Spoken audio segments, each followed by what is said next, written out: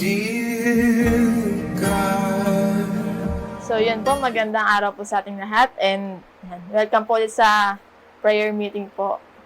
Since nasa first week po tayo ng month natin ulit, prayer meeting po tayo. So ngayon po, dako po tayo sa devotion po natin. Pero acknowledge ko lang po na yung naging topic po natin nung Sunday po sa sermon na relihiyon o relasyon. Napakaganda po ng ng topic.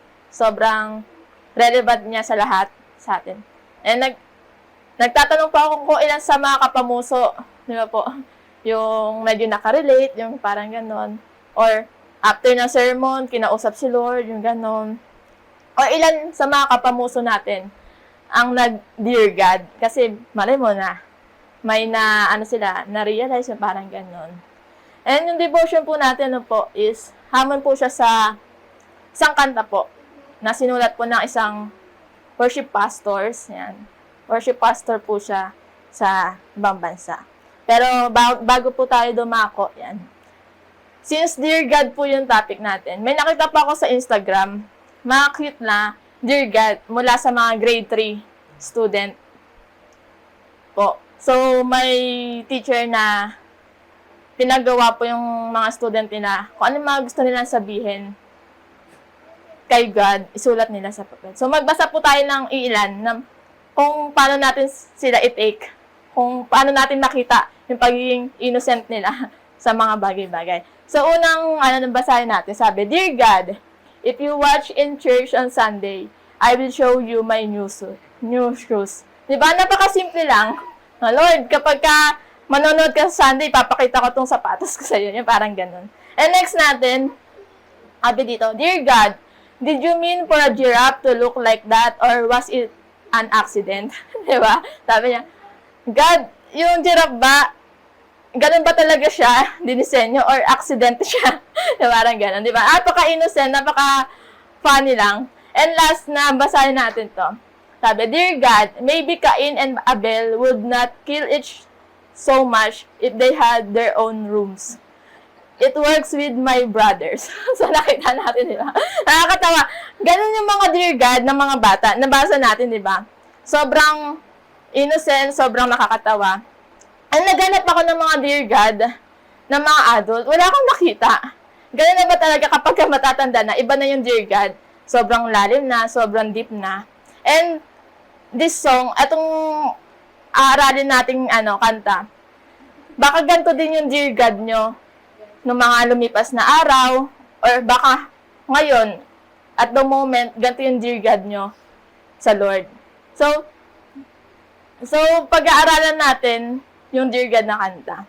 Sabi ng author, yung Dear God daw, ito daw yung si Pastor Cory, marami na siyang nasulat na kanta na sumikat.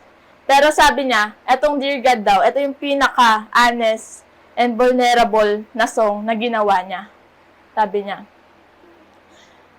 Sabi niya dito, it explore what it feels like to fail God and yet try to let Him love me in spite of it all. So, ganun, napaka-raw lang ng mga lyrics. And tingnan natin kung ano ba yung mga sinulat niya. Sa unang verse, sabi niya, Dear God, I've been trying awful hard to make you proud of me, but it seems the harder that I try, the harder it becomes. And I feel like giving up most of the time. Sabi niya, Lord, sinusubukan ko naman. Sinusubukan ko. Pero, kapag iniisip ko na kailangan ko pa subukan, mas nagiging mahirap siya. And kapag dumating na ako sa point na limit ko,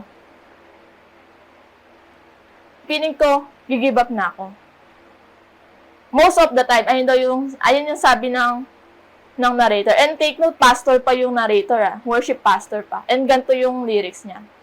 Ayun yung, yung verse 1. And verse 2 niya, sabi dito, I've been chasing their approval and it's killing me. And I know, the more I try to prove, the less I have to show.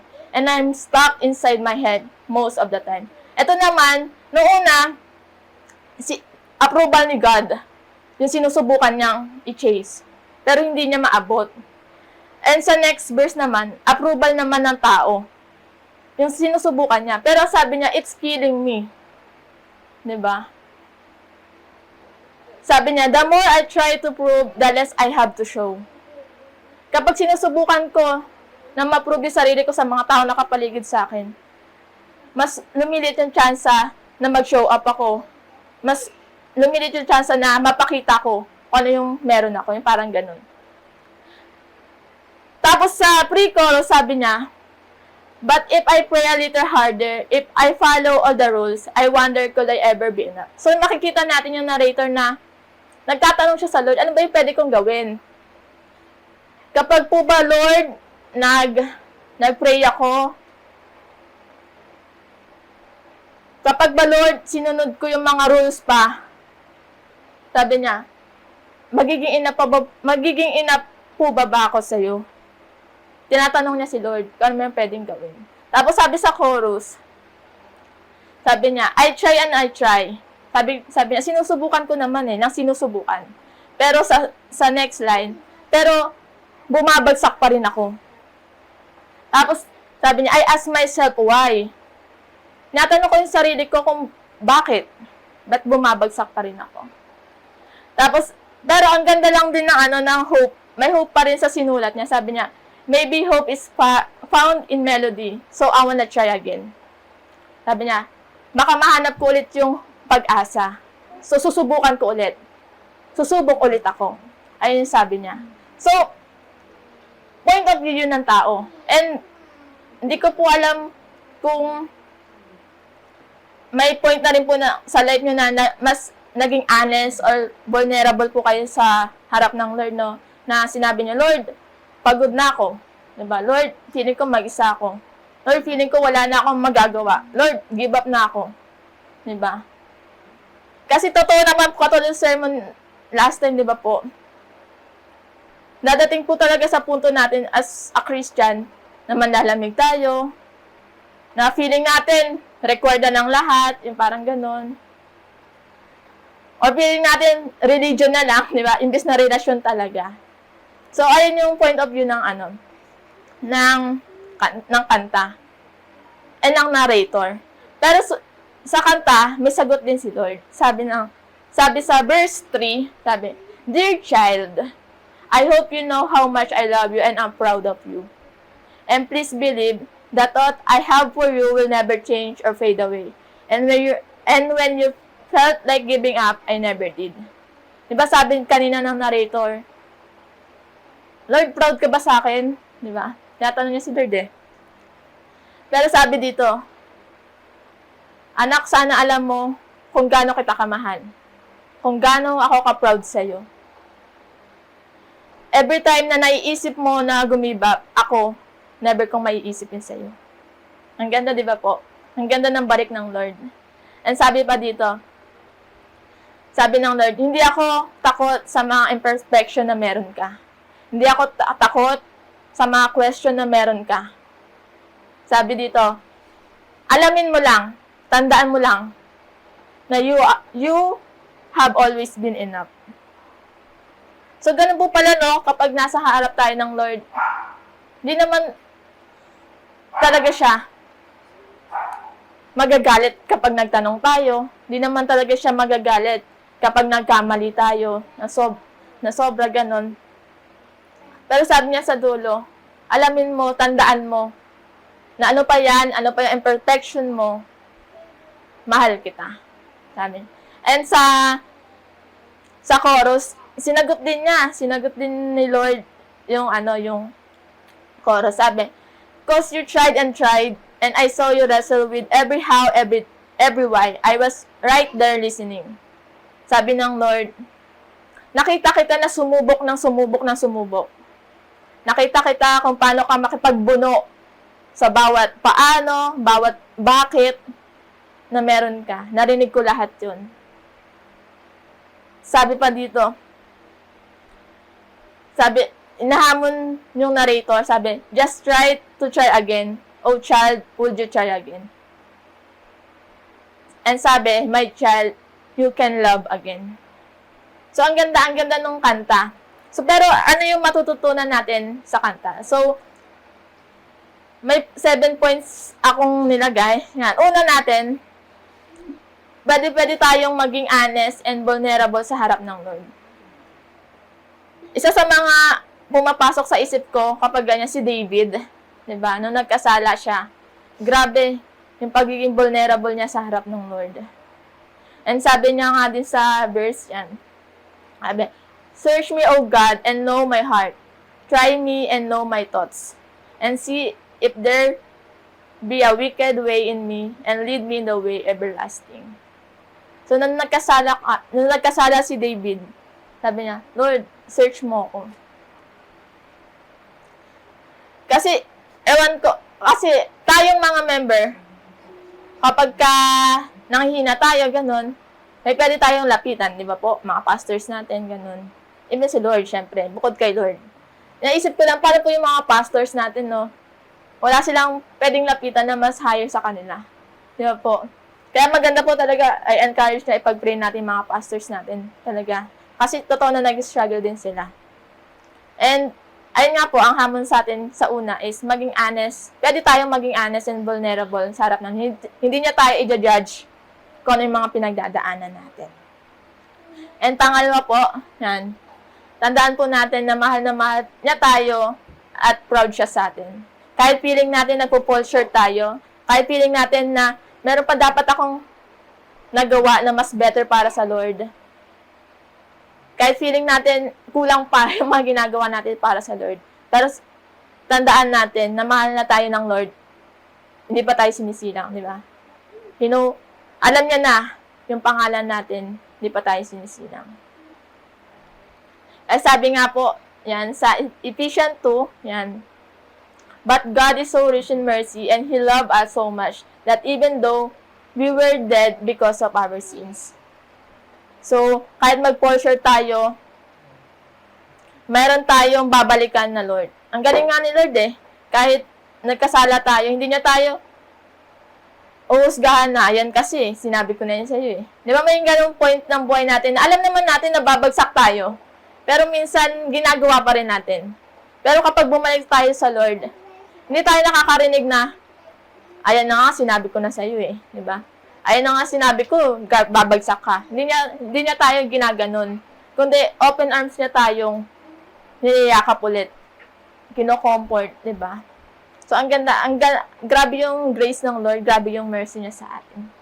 And next natin, yan po. Hindi siya kailanman susuko sa atin. So, sa hamon ng buhay po, kahit feeling natin na gusto na nating sumuko, ay pray na ilaban natin si Lord. Kasi, again, siya, sa atin, hindi niya tayo susukuan. Kasi sabi din po sa verse, He will never leave us nor forsake us. So, ayun po yung panghawakan din natin. And 5 po, tandaan mo na lagi kang sapat para sa Kanya.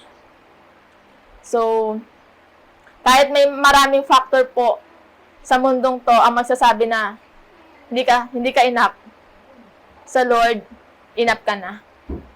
Okay po. And pang-anim po, yan. Nakikita at naririnig ng Lord ang lahat ng paghihirap mo. So, hindi po in vain yung mga struggles po na meron tayo. Kikita po yan ng Lord, naririnig po niya yon. Katulad din po sabi sa kanta, di ba po? Nakikita po niya tayo kung paano po tayo makipaglaban sa mga temptation, yung parang ganun po. And tayo, yan, mas maganda rin po talaga na ilapit natin sa Lord yun.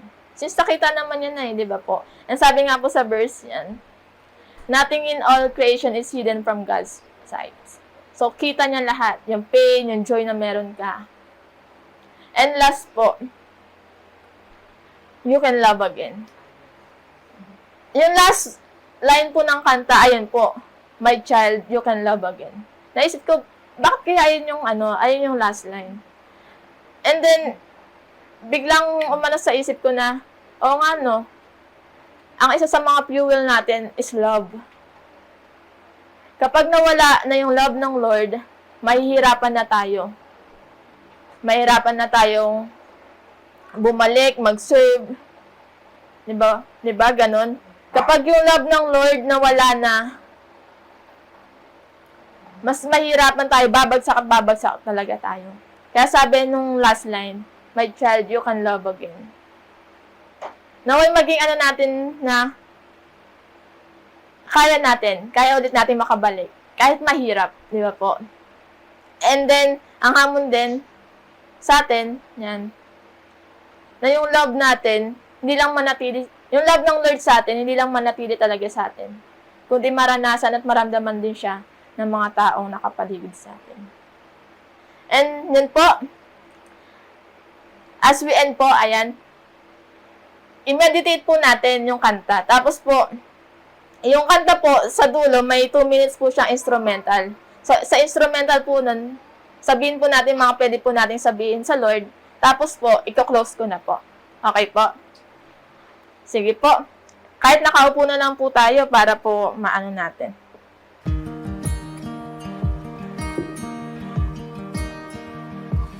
Dear God, I've been trying awful hard to make you proud of me, but it seems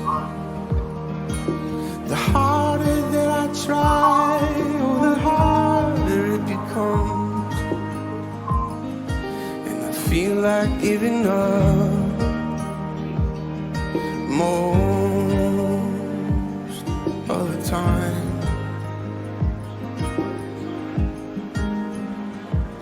Dear God, I've been chasing their approval and it's killing me. And I know the more I try to prove, oh, the less I have to show. And I'm stuck inside my head most of the time. But if I pray a little harder, if I follow all the rules, I wonder could I ever be enough? 'Cause I try and try just to fall back down again, and I ask myself why do I try to chase the wind? I should lean into a mystery. Maybe hope is found in a melody. So I wanna try again.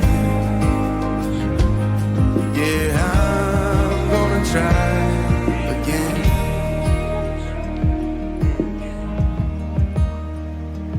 And dear child, I hope you know how much I love you, and I'm proud of you. And please believe the thoughts I have for you will never change or fade away. And when you felt like giving up,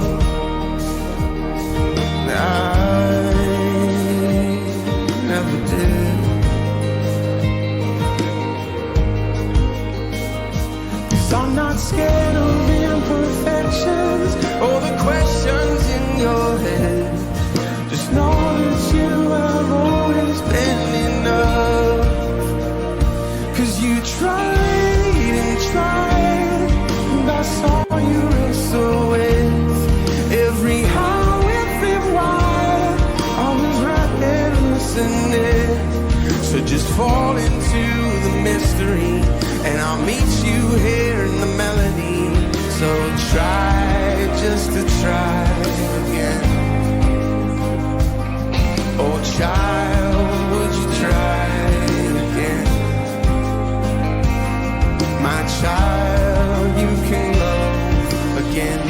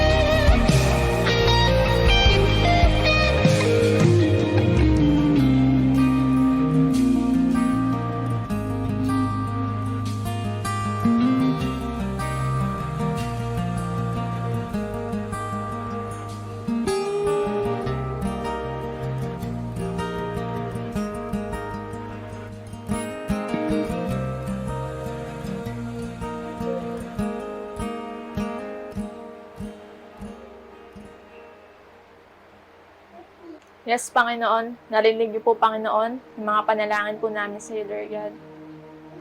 Lord, help us, Panginoon, na mas lumapit sa iyo, mas magtiwala po sa iyo, Lord God. Despite, Panginoon, ng mga pain, struggles po, na pinagdadaanan po namin, Lord God. Patuloy, Panginoon, na mas ma-acknowledge ka po namin, Panginoon, sa bawat oras, araw na meron po kami, Lord God. Help us, Panginoon, na mas kausapin ka rin po, Panginoon, mas maging open sa iyo, Panginoon, mas maipakita, Panginoon, kung ano man po yung mga pinagdadaanan po namin sa iyo, Panginoon. At Lord God, turuan at tulungan niyo po ulit kami na magmahal ulit, Panginoon, na ikaw, Panginoon, ang pundasyon, na ikaw ang inspirasyon, Panginoon. At again, Lord God, mas magiging madali po yung lahat ng pwede po namin magawa para sa iyo. Ikaw, Panginoon, ang manguna po sa buhay po namin. Ikaw po, Panginoon, ang maging Diyos po namin, Lord God, sa buhay po namin. At patuloy, Panginoon, na mas magamit niyo po kami sa kingdom po ninyo, Lord God. Salamat po, Lord God. Ikaw pa rin po ang manguna, ikaw po ang mapapurihan po namin. Ito po ang aming panalangin sa pangalan lamang ng Jesus.